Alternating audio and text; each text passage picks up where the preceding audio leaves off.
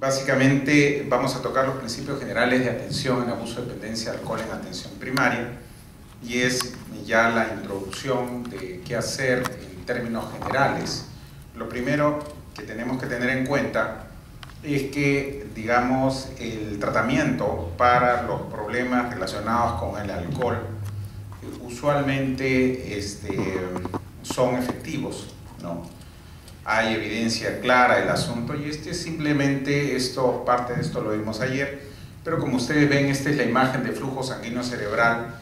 Específicamente en el lado izquierdo tienen el cerebro normal, en el lado segundo es un cerebro de una persona con problemas de alcohol, que es lo que se ve es problemas básicamente de flujo sanguíneo, es decir, hay una serie de vacíos en el flujo en el cerebro que usualmente se ven a los pocos años después que uno ha empezado a tener problemas con consumos excesivos. Y ustedes van viendo los otros, ya una persona con adicción a heroína. Cuando ustedes comparan, digamos, esta lámina con la lámina de cocaína, más o menos la cocaína está entre la lámina del alcohol y la heroína.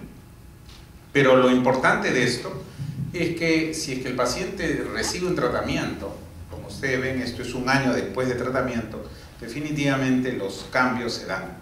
Es decir, así como habla, digamos, el Instituto Nacional de Alcohol y Drogas americano, digamos, la enfermedad o los problemas relacionados con alcohol son totalmente tratables y pueden mejorar y pueden realmente generar una rehabilitación integral de la persona.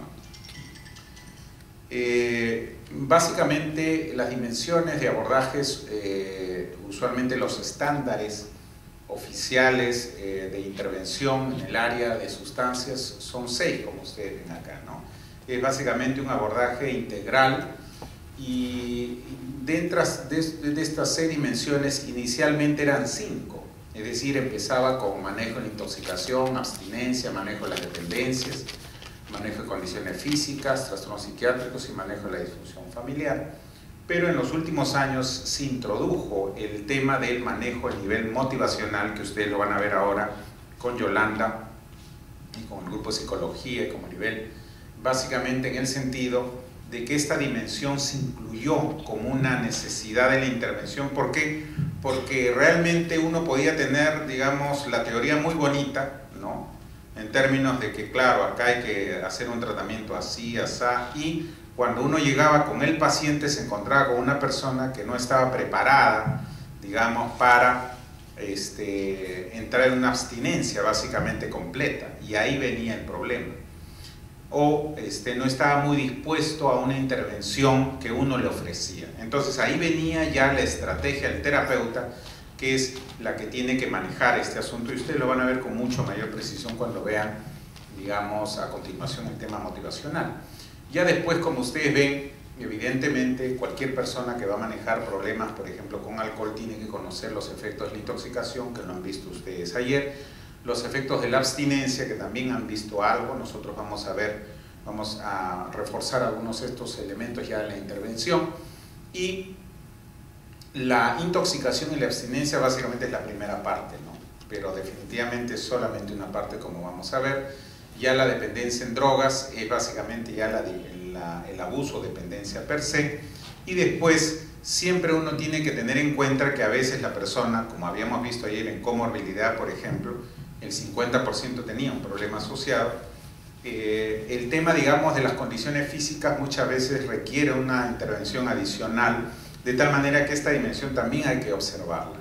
La ventaja que hay en las personas que recién están empezando con problemas de licor es que por lo general esta parte muchas veces no está muy comprometida porque recién está empezando, salvo que la persona tenga un accidente, un problema cerebral, una situación en donde ya ahí sí habría una relevancia en cuanto a esa parte física. Pero la gran proporción de los problemas por alcohol usualmente son a largo plazo. Es más o menos parecido a lo que es el tabaco, que realmente cuando uno hace intervención a veces es muy fácil hablar en términos de los efectos crónicos del pulmón, del cáncer, pero el joven realmente, como está fumando a los 18, 19 años, eso pues no lo ve y no lo aprecia, ¿no? Igual es en los problemas de licor, o sea, tienen que pasar muchos años muchas veces para que los sistemas empiecen a afectarse. La dimensión 6 sí es una dimensión importante. Y es una dimensión importante, ¿por qué? Porque realmente, y acá ustedes ven esta intervención integral, siempre hay que intervenir a familia. Esa es una condición que de arranque nomás, desde cualquier grado de severidad del problema del licor hay que verlo. Por eso, desde el tamizaje, por ejemplo, siempre tenemos que tener una persona al lado. ¿Para qué? Para que nosotros certifiquemos lo que el paciente nos habla. Porque el paciente minimiza, el paciente oculta, el paciente trata siempre de atenuar su problema, y cuando va con el facultativo o con el agente de salud, muchas veces va a presentar una cara distinta. Entonces siempre nosotros tenemos que reforzar esa parte, y para eso la familia nos va a ayudar mucho en esa dimensión. Y el otro aspecto es que hay mucho problema en familia, como van a ver ustedes un poquito más cuando ya nuestra asistente social les habla un poco sobre familia y el problema de alcohol y sustancias, que se producen los cambios en la familia que generan necesidades de intervención, ¿no? El problema más serio que se genera en la persona con problemas de familia es la famosa codependencia. ¿Qué es la codependencia? La codependencia es las reacciones que se generan en un familiar, ¿no?, que tiene una persona con problemas de alcohol y sustancias. Si bien es cierto, este término fue destacado mucho en el área de drogas y de alcohol, no es patrimonio solamente del tema de drogas, sino también la codependencia se ve mucho, por ejemplo, en patologías crónicas, por ejemplo, en demencias, por ejemplo, en cuadros crónicos en los cuales requiere un cuidado muy cercano. Y lo que pasa es que la persona empieza a enfermarse, la persona, en este caso el familiar, y empieza a tener una serie de actitudes, digamos, de sobreprotección. Por un lado, hay un grupo de ellos que se puede generar sobreprotege, no quiere ver al comienzo el problema y trata un poquito de justificar todos los problemas que pasa la persona, ¿no?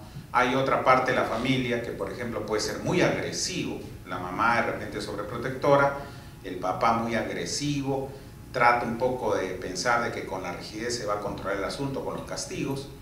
Y hay otro grupo, por ejemplo, que asume una actitud, bueno, ese es tu problema, el hermano de repente mayor que agarra y dice, bueno, ese es tu problema y tú fíjate cómo resuelves el asunto, eso ya no me interesa, tú te metiste y tú fíjate cómo sales, ¿no? Entonces son las tres caras de un problema de familia, que son sumamente frecuentes las tres formas de codependencia que se suelen dar, y esas requieren pues intervención, y muchas veces van a ser asistidas específicamente en las intervenciones tanto a nivel individual como grupal, ¿no? Bueno, los estándares básicamente en lo que es tratamiento en dependencia ya vienen desde muchos años. Acá ustedes ven, justamente ayer estuvimos con Luis Alfonso. Luis Alfonso estuvo inicialmente, es un especialista, un psiquiatra, que estuvo en la CICAD, la Comisión Interamericana de Control de Drogas, que han sacado normas ya establecidas y estándares ya específicos, ¿no? Igualmente el Instituto Nacional de Abuso de Drogas americano también ha sacado ya estándares bien claros, es decir, que hoy en día ya tenemos estándares bien específicos en relación a la intervención, ya uno no está inventando la pólvora, como se dice. Y por el otro lado, el Instituto de Alcohol y Drogas americano, que es uno de los más representativos, y usualmente ustedes lo pueden encontrar esto en la web, usualmente ya da también insumos sobre cómo tratar a las personas con problemas de alcohol. Hay versiones en español también. Las siglas NIAA es del inglés, Instituto Nacional de Abuso y Alcohol Americano, ¿no? Y que realmente también facilita lo que puede ser orientaciones específicas para, en este caso, dejar de tomar desde atención primaria o desde las intervenciones específicas, ¿no? Entonces, realmente, igualmente la Asociación Americana también sacó inicialmente en el 9.6, como ustedes ven acá a la izquierda, el tratamiento, las prácticas clínicas para tratamiento de abuso de sustancias. Y por Europa tenemos el Instituto Nacional de Salud y Excelencia, que también sacó en el 2011 también los trastornos relacionados con alcohol, que va desde el abuso de alcohol hasta lo que es el tema, digamos, ya de las dependencias. Y en el 2007 hubo un añadido de la Asociación Psiquiátrica Americana en donde se puso la actualización de la intervención. De tal manera y todos estos están accesibles, básicamente libres en internet, o sea que en este momento no se puede decir de que no haya, digamos, orientaciones muy claras. Ya tenemos orientaciones que abundan en el tema, digamos, de sustancias, y nosotros lo que les hemos traído es un consolidado básicamente dirigido con muchos de estos insumos, pero específicamente para lo que es los primeros niveles de atención. ¿Qué es lo que tenemos en cuanto a principios? Como ustedes ven, la adicción es una enfermedad compleja pero tratable que afecta el funcionamiento del cerebro y el comportamiento. Básicamente ese es el primer principio, y lo que tenemos que tener en cuanto al licor es que las primeras fases del problema del licor, es decir, los abusos, cuando recién empieza el problema, es el momento más importante para la intervención, en virtud de que esta fase es una fase en donde todavía el cerebro no se ha sensibilizado y todavía podemos regresar de un consumo excesivo de vez en cuando a un consumo normal, versus una persona que ya avanzó y ya se volvió dependiente, descontrolada, consumo compulsivo. Ahí sí ya no hay retroceso. Cuando ya la persona cruzó esa línea, la línea del consumo descontrolado, ya dependiente, entonces, claro, el fin del tratamiento va a ser la abstinencia total en más del 80 o 90% de los casos. ¿Por qué? Porque esa persona vuelve a tomar y se va a descontrolar. En cambio, en las personas que tienen abuso, que recién están empezando, sí podemos hacer que aprendan, digamos, a consumos moderados después de una abstinencia parcial. Esa es la gran diferencia que hay entre lo que es intervención en una persona que tiene consumo excesivo o que tiene abuso versus una persona que tiene dependencia, en donde ahí sí el tratamiento es ya mucho más drástico, y la persona a través de las intervenciones tiene que entender de que definitivamente tiene que dejar absolutamente el consumo. Entonces, acá sí podemos hacer mucho, ¿no?, en la parte de abuso, y me refiero bastante a lo que es adolescencia, bastante a lo que es jóvenes que recién están empezando. Entonces ahí sí podemos hacer realmente una diferencia específicamente, ¿no? Ahora, no hay un solo tratamiento que sea apropiado para todas las personas en la segunda dimensión, y esto también es otra realidad, ¿no? Acá los tratamientos no se pueden sacar así como todos son iguales, no, porque hay unos que van a responder más a una forma de tratamiento que otra. Los tratamientos usualmente más aceptados son, por un lado, en lo que es abuso, consejería básica, consejería breve, ¿no? O sea, son tratamientos breves que los vamos a ir viendo, la doctora Ángeles va a explicar mucho más sobre esto. Y los tratamientos psicológicos básicamente son de corte conductual y cognitivo-conductual, son los más eficaces que se han visto en general en todas las latitudes, ¿no? Y esto ya es una evidencia en grado 1, es decir, evidencia ya afirmada y confirmada. Es decir, realmente las terapias, por ejemplo, profundas, psicodinámicas, psicoanalíticas, muy poco tienen acá, ¿no? O sea, se ha visto que estas, por ejemplo, muy poco son eficaces. Las más eficaces en todos los programas, tanto europeos como americanos, son conductuales, de consejería y cognitivas, específicamente cuando ya estamos avanzando mucho más, ¿no? Ahora, de otro lado, el tercer principio, el tratamiento debe ser fácilmente disponible en todo momento. ¿Y esto por qué? Porque la persona que tiene problemas con licor, básicamente, hay momentos en donde tiene, digamos, una luz de querer recibir un tratamiento, cuando estamos en las primeras fases, y ahí es donde uno tiene que aprovechar al máximo cualquier contacto que haya con un agente de salud. ¿Por qué? Porque realmente la persona, a veces la motivación es muy efímera. Quiere de repente hoy día porque tuvo un problema serio ayer, entonces si definitivamente va y es acogido adecuadamente por un profesional médico o un profesional ya sea de salud, ya sea psicólogo o médico general, definitivamente es el momento para engancharlo. O sea, ¿cuál es nuestra idea fuerza? Enganchar al paciente. El problema es cuando de repente uno viene, bueno, pues oiga, si usted está tomando, ¿cómo se le ocurre que va a tener un problema así? Pues usted mismo se se las busca. Muy distinto, es una forma muy agresiva, por ejemplo, de intervenir con el paciente diciendo, ¿para qué vine? Pues realmente, definitivamente este doctor me ha maltratado, en lugar de yo querer buscar ayuda, me reclama y me reniega. Entonces ahí perdimos ese enganche. Entonces el enganche es importante y ahí Yolanda con su grupo van a incidir en la parte esta motivacional, que es fundamental ese enganche. Nosotros tenemos que enganchar por lo menos que esa persona venga de aquí a unos 7 días, unos 10 días, y las terapias mínimas tienen que ser de unas 6 a 8 por lo menos al año, en las terapias breves, las más eficaces son las que tienen, digamos, seguimientos por lo menos. Si no tenemos nosotros unos seguimientos, ¿cómo vamos a evaluar nosotros a esa persona y cómo vamos a evaluar esa terapia breve? La única forma de evaluarla es teniendo un seguimiento y ver qué pasó. Y siempre recordar de que esta situación tiene que ser validada con información del paciente. El paciente, claro, puede haber cosas que nos quiere hablar a nosotros y decir personalmente, perfecto, pero siempre después de él, bueno, a ver qué pasa tu mamá, a ver qué pasa tu esposa, y nosotros a solas con la señora realmente conversar, porque a veces el paciente maneja a la señora, a veces hasta con la mirada, pobre que le digas algo. Entonces realmente hay ese tipo de cosas muy frecuentes. Entonces mucho hace, bueno señora, ya estamos acá, bueno, ya su esposo está allá, ¿qué ha pasado? ¿Cómo le ha ido? Bueno, fíjese, efectivamente está mejor, el carácter le ha cambiado, ha dejado de tomar, si bien es cierto, ya no tomas 3 botellas, ahora está ha tomado una, o sea, definitivamente va avanzando. Y ahí es como tenemos que ir, digamos, avanzando en ese sentido, ¿no? Ahora, el abordaje debe ser de manera escalonada. Ese es el abordaje más aceptado en términos generales desde los primeros niveles de la atención, es decir, progresivo, siempre de menos a más.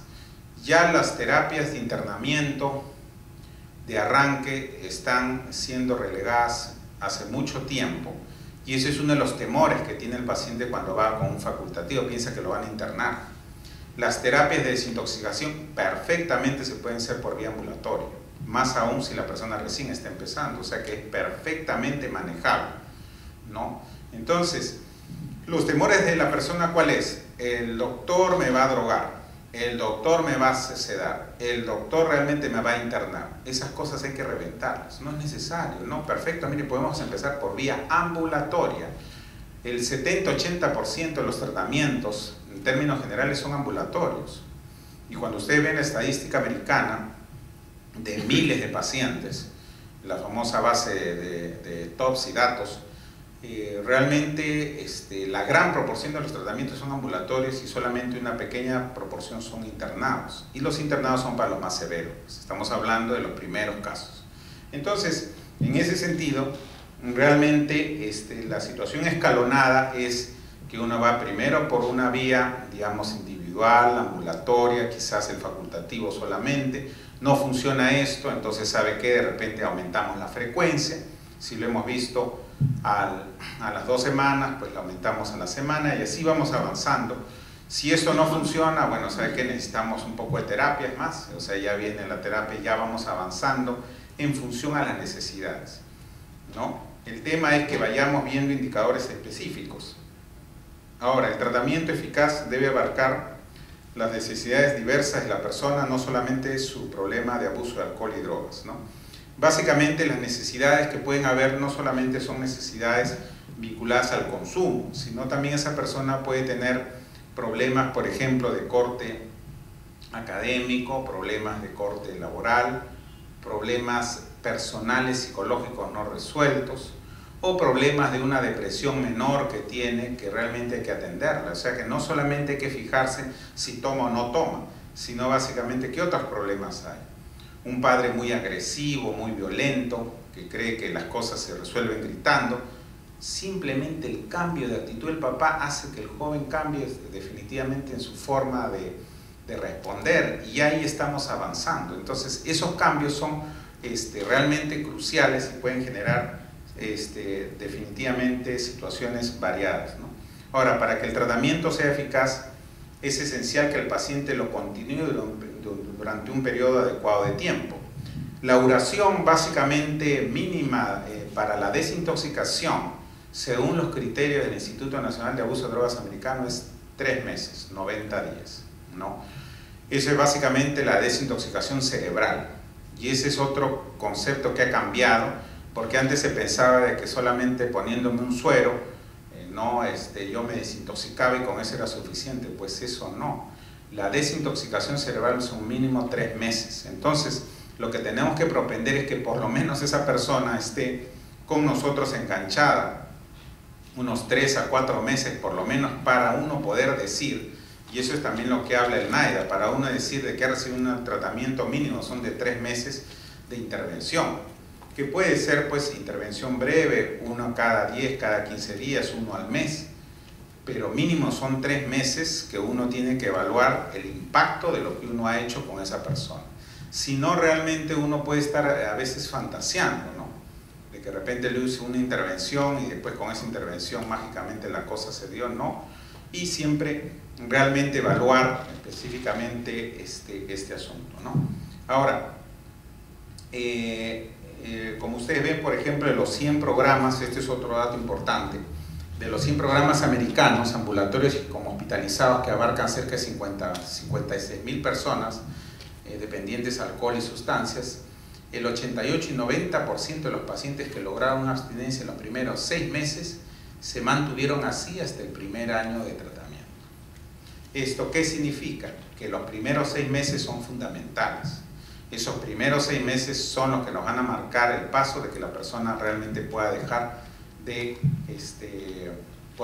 consumir. Y si ya en esos 6 meses aprendió factores de riesgo, situaciones de riesgo, personas, y realmente poder enfrentar, digamos, la situación, la probabilidad de que él siga así es muy alta los siguientes 6 meses, y ya con eso estamos avanzando bastante. Entonces, realmente la estabilización, por lo general, 6 meses, como ustedes ven, y ya después de ahí, realmente si la persona ya ha aprendido, pues la probabilidad de que se mantenga así el siguiente año es bastante alta. Entonces, más o menos ya tenemos un norte de cuánto tiempo mínimo más o menos tenemos que hacer el seguimiento en los casos que vamos asistiendo, ¿no? El otro dato importante, como ustedes ven abajo, es los ciclos. En los estudios que hubieron sobre terapias motivacionales, particularmente el approchaje de Clemente, eso nació del tabaco, ¿ya? Y lo que se vio, por ejemplo, en las personas, y esa fue la experiencia con tabaco, ¿no? Las personas que querían dejar de fumar, pues en promedio hacían 5 intentones, 5 intentos, y después del 5.º intento finalmente dejaban de fumar, ¿ya? O sea, 5 intentos de intervención terapéutica. Eso se pasó ya después al resto de sustancias y se vio que efectivamente el hecho que el paciente haya dejado una vez no significa que ya perdió, no. A veces tuvo una intervención breve, ya bajó el consumo, estuvo bien 3 meses. Después hubo algún problema, una situación, nuevamente recae y hace otro programa, ahora se queda un poco más, de repente unos 3 meses con nosotros y después desaparece porque estuvo bien un año y al año de repente otra vez tiene otro desliz y realmente otra vez viene el descontrol y al tercer año recién toma conciencia de que tiene que hacer un seguimiento más prolongado. Ahí viene, digamos, el procedimiento. Así es el procedimiento, ¿no? O sea, realmente eso es lo que uno como agente de salud debe entender, que el proceso es así, hasta que finalmente ya sale y ya se mantiene una abstinencia ya sostenida y prolongada, ¿no? En la terapia individual y de grupo, además de otros tipos de terapia y conducta, son las formas más comunes de tratamiento, esto ya lo habíamos referido. Para muchos pacientes los medicamentos constituyen un elemento importante. En este rubro, el rubro 8, eso lo vamos a ver un poquito más cuando veamos medicamentos y prevención de recaídas. Antes, digamos, no había medicinas para dejar de tomar, ahora sí las hay. Antes, digamos, todas eran terapias psicológicas, terapias, digamos, de internación, ya ahora hay medicinas que pueden facilitar, por un lado, el que uno pueda dejar de tomar, y esto lo vamos a ver mucho con más precisión cuando veamos medicamentos y prevención de recaídas. Y lo que se sabe es que los medicamentos bajan mucho el deseo de consumo, bajan la frecuencia de consumo, bajan la intensidad, y hay tratamientos inclusive aversivos que también son útiles en los casos ya un poquito más resistentes. Pero las medicinas, hay medicinas específicamente para el licor. De otro lado, en cuanto a lo que es medicamentos para problemas de salud mental, sí es importante tener en cuenta también, ¿no? Si se sabe, por ejemplo, ¿no?, que los antidepresivos para dejar de tomar no hacen nada. Por ejemplo, la fluoxetina, sertralina, a usted le dan un alcohólico, no le va a hacer nada para que deje fumar, para que realmente baje el consumo, no le va a hacer nada, a menos que la persona tenga depresión. Ahí sí cambia el efecto. Si la persona tiene una depresión fuerte y uno le da el antidepresivo, sí, el antidepresivo va a bajar indicadores de consumo, va a bajar intensidad, va a bajar frecuencia, y ahí sí puede ser útil. Pero si la persona no tiene depresión, estamos perdiendo dinero porque no le va a hacer nada para que deje de tomar, ¿ya? Eso es con respecto a antidepresivos en los grandes metaanálisis que se han hecho. El tratamiento de cada paciente debe ser evaluado continuamente y, de ser necesario, modificado para asegurar que se mantenga a la par con cualquier cambio de su condición. Y esto, el tiempo, como ustedes ven, va a marcar el paso de las variantes y los cambios que tenemos que hacer. Si esa persona definitivamente ha estado con un tratamiento, por decir, cada mes, y vemos que definitivamente hay situaciones en casa, como nosotros lo vemos muchas veces en el instituto, en donde de repente todo el mundo trabaja y el paciente se queda solo, por ejemplo, no está trabajando y se queda solo en la casa. ¿Cómo se va a quedar solo en la casa? Pues, definitivamente él no puede estar pues toda la tarde solo. ¿Y quién está en la casa? No, doctor, porque él trabaja aquí, trabaja allá. No sabe que tenemos que ver pues cómo estructuramos esto. Vamos a tener que apoyar, digamos, con un familiar que lo apoye, alguna actividad que pueda hacer, la terapia física que podemos intervenir, aspectos que realmente pueden generar, digamos, cambios en lo que es la intervención. Y lo propio se refiere a frecuencias. Si la persona, por ejemplo, está recayendo cada cierto tiempo, evidentemente de repente necesita pues grupos de A, como lo vamos a ver en la tarde también, que es otro grupo muy importante y que pueden ser de suma ayuda. Es decir, nosotros tenemos que ir cambiando en función a la evolución del paciente, ¿no? 10, muchas personas con problemas de alcohol también tienen otros trastornos mentales. Esto ya lo hemos visto ayer con precisión. La desintoxicación es la primera parte del tratamiento. Esto sí es otro dato importante. Y evidentemente, específicamente la desintoxicación es la primera fase nomás, pero no nos hablan nada. La desintoxicación sí puede permitir un enganche, porque si el paciente viene por una intoxicación, ya sea problemática o un cuadro de abstinencia, por ahí puede ser el primer enganche para derivarlo a un centro especializado, a un agente de salud. Bueno, ¿sabe qué? Sería bueno de que después de esto usted venga, porque usted tiene que seguir su tratamiento. Esto solamente lo único que le vamos a resolver es la situación aguda de momento, pero nada más. Y esto ya está bien establecido también. Desintoxicaciones no ayudan a mediano y largo plazo, solamente van a resolver el caso de momento nada más, ¿no? Pero sí puede ser una oportunidad para enganchar al paciente para que vaya a tratamiento. Eso sí puede ayudar mucho, y realmente, especialmente con mayor énfasis, más que el paciente, con la familia y la persona que viene con él. ¿Sabe qué? Mire, señora, tiene su problema, ya vemos que hay problemas con licor, sería bueno de que vaya a un centro, porque esto no va a quedar ahí. De repente se va a asustar, un par de semanas tranquilo, y después otra vez va a venir el problema. No. El seguimiento es básicamente importante. Los indicadores de seguimiento establecidos son para dependencia, no hay indicadores para uso, no existen. No existen indicadores para abuso, pero para dependencia sí. O sea, cuando una persona se vuelve dependiente, particularmente el alcohol, el seguimiento mínimo debe ser 5 años. Por eso es tan grave esta situación. Por eso es que tenemos que tratar de intervenir lo más temprano para evitar de que una persona, una vez que el paciente se sensibilizó cerebralmente y ya viene con el consumo de alcohol compulsivo, ya una vez que dejó el asunto, que puede ser en los primeros 6 meses a 1 año de tratamiento, hay que seguir lo mínimo 5 años. Ese es el criterio que da, digamos, los estudios de seguimiento más largos que se han hecho, especialmente el autor más representativo es Valiant, que ha hecho más o menos seguimientos de 20, 30 años de pacientes con problema de licor en muestras americanas, y que revela pues de que el hecho que uno haya dejado de tomar un año, 2 años, habiendo sido dependiente, no garantiza que uno no pueda recaer.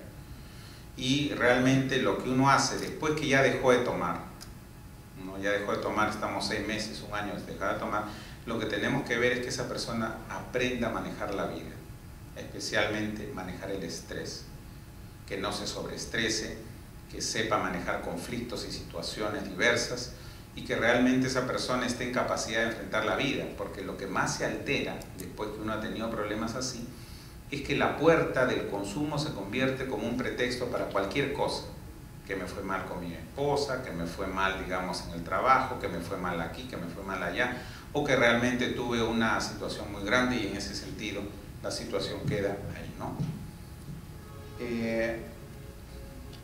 El tratamiento no solamente tiene que ser voluntario para ser eficaz, eso sí es importante, y muchas veces hay que presionar. La gran proporción de veces hay que hacer una presión.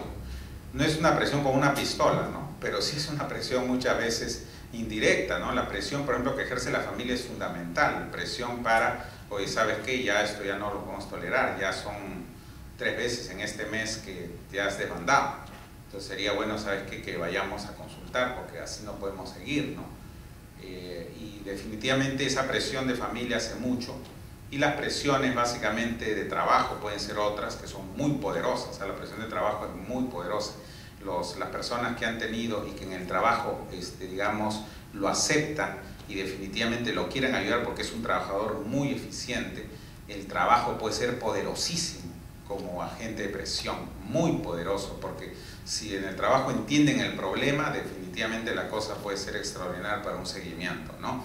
Porque ahí ya le dicen, bueno, ¿sabe qué? No, acá recibe, haz un paréntesis de 1 mes, recibe tu tratamiento, hacemos el ajuste y nuevamente empiezas a trabajar con los seguimientos del caso, ¿no? Entonces, las presiones son importantes, las presiones legales también son muy, muy eficaces, y especialmente lo que nosotros queremos hacer es tener una alianza con lo que es el grupo de Ministerio de la Mujer en términos de presión, y esto lo vamos a ver más adelante cuando veamos un poquito más presiones. El uso de drogas durante el tratamiento debe ser supervisado constantemente, ya que pueden ocurrir recaídas durante el tratamiento. Eso se refiere a drogas ilegales. No, mucho cuidado en una persona joven que está con problemas de licor y que simplemente pensemos que todo es el licor. Siempre hay que hacer un toxicológico urinario, que se lo pueden hacer en cualquier laboratorio, y el toxicológico urinario sale de repente que aparte de tomar también estaba con marihuana o también estaba con coca, ahí ya se complicó. Y si es el caso, definitivamente eso necesita pues un control. La única forma objetiva de controlar es el toxicológico, no hay otra forma, porque la persona puede consumir coca y realmente cada vez que esa persona con uno está de lo más normal, ¿no? Cuando recién está empezando, ¿no? Los programas de tratamiento deben incluir exámenes básicamente de VIH, SIDA, especialmente nosotros en el instituto, producto del tema, digamos, de consumo, dentro del protocolo está evaluar, siempre hacer los despistajes de VRL, HIV, cosa que realmente se le informa al paciente, ¿no? ¿Y por qué? Porque ya se ha visto del efecto clásico que produce el licor con respecto al famoso síndrome de miopía del licor, que se da, y esto ya está estudiado, inclusive en nuestro medio un estudio muy interesante que hubo con una muestra en el norte, en donde la persona en estado sobrio sabe todas las medidas de control de las ETCs, es decir, la enfermedad de transmisión sexual, sabe el condón, sabe esto, sabe lo otro, pero cuando está tomado se olvidó del asunto. O sea que hay una miopía mientras que está tomado, y eso es frecuente. Entonces, y más aún si la persona es un poco promiscua, más riesgo todavía. Entonces ni siquiera se acuerda dónde fue, cómo fue y qué pasó, y resulta que se infectó. Y ustedes saben que las infecciones de transmisión sexual, muchas tienen síntomas muy inespecíficos inicialmente y después entra en una fase latente, es decir, la infección sigue y uno ni cuenta se da hasta que ya la cosa está bien avanzada. Entonces estos depistajes son importantes, especialmente si hay consumos y las famosas lagunas, consumos exagerados, muchas veces, por ejemplo, en jóvenes, jóvenes que de repente están empezando a tener excesos con licor. Básicamente el tema de la enfermedad de transmisión sexual son vitales. Y bueno, y acá yo cierro para dar paso a la parte motivacional. Y como ustedes ven, básicamente esto es un proceso y así tenemos que verlo como proceso en términos generales. Muy bien, muchas gracias.